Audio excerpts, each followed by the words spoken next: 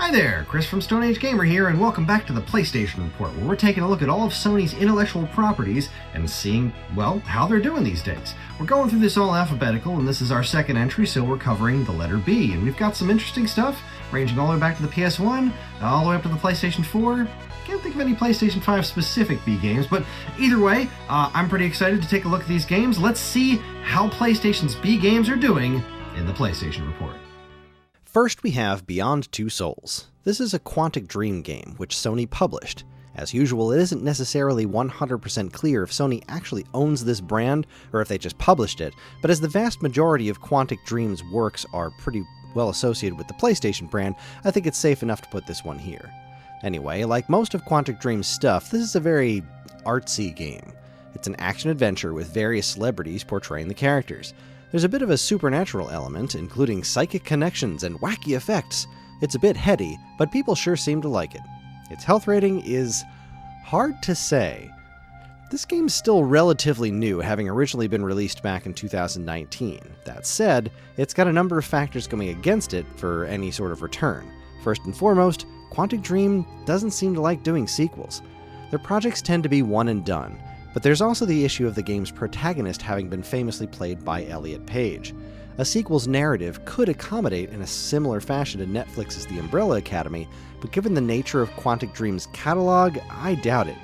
Of course, it was announced recently that this property is being developed into a TV series, so what the heck do I know? Next, let's talk about Beyond the Beyond. This is a classic-style RPG from Camelot. It's entirely possible that they own the brand, but Sony both published the game and handled its English translation, so it's safe to assume they've got some skin in the game here. At any rate, this is actually one of the earliest RPGs released for the PlayStation in the West, from before it earned the reputation as the RPG machine post-Final Fantasy VII. Its health rating, though, is basically dead. Unfortunately, this game can best be described as generic RPG.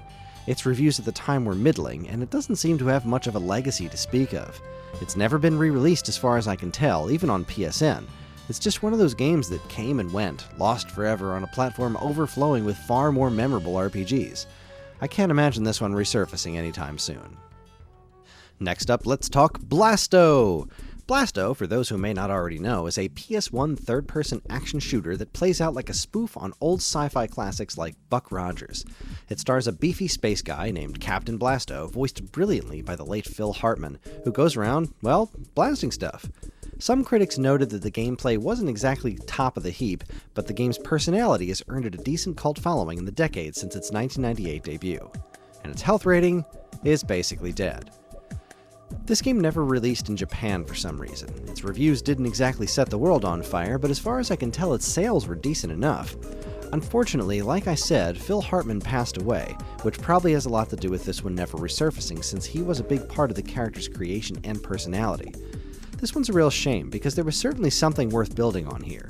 The character designs are good, the world is fun, and even without Hartman, the character himself still has a lot to offer.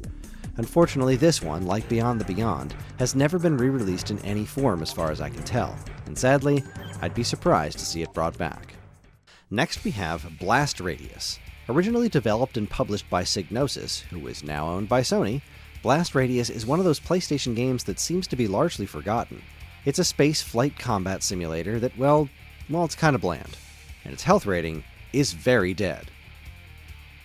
Here's another example of a game that's never been re-released and never made it to Japan. Unlike Blasto, though, it seems like this is just as well, as the game didn't exactly review well when it launched. I'm sure it's got its fans, but I've never heard anyone talk about this game, even back when I was working in video game retail. We always had a couple of copies in stock, but they always just sat there. This one's not coming back, and honestly, I think that's okay. But then, there's Bloodborne. From Software is a pretty big deal these days, so when they made a new IP just for the PS4, people took notice. Bloodborne is one of their trademark action RPGs akin to Dark Souls, and it was a huge hit. It's got a tremendous reputation from both critics and players alike. It looks, sounds, and plays extremely well, and garnered a heck of a lot of sales because of it. But its health rating is hard to say. See, with all this success, you almost have to ask, where's Bloodborne 2? Sure, it's my understanding that the story didn't leave much room for a follow-up, but when has that stopped a successful video game in the past? Bloodborne was released in 2015, meaning it's been about a decade without any sort of follow-up. The game's director, as I'm told, isn't the biggest fan of doing direct sequels to projects, but it's really strange to see something this big not even get a high-profile remake or re-release by this point. This one might be another one and done, but only time will tell. That brings us to Boku no Natsuyasumi. If you're watching this, there's a good chance you've never heard of this series before. I know I hadn't before I started writing this script. It's an adventure game that originally came out on PS1 only in Japan. Its name translates roughly to My Summer Vacation, and that's what the game's all about.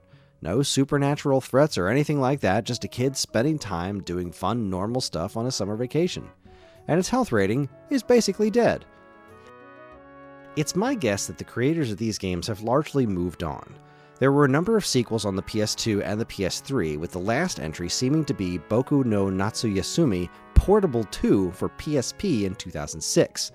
The series developer Millennium Kitchen is still active, and they actually released a very similar game called Natsumon 20th Century Summer Kid on the Nintendo Switch in 2023, which isn't technically related to this existing franchise. I feel confident in saying that this particular version of it is probably not coming back, and the developer will probably keep moving forward with their own thing. And finally, there's Buzz. This was an unusual tale for a PlayStation property, as Buzz's original release was exclusively European. What's even stranger for those of us who know this series elsewhere in the world is that the first game was actually specifically a music quiz game instead of a general knowledge one. In case you're unfamiliar, Buzz is a quiz show game that came with a set of buzzer controllers to recreate a sort of game show appearance.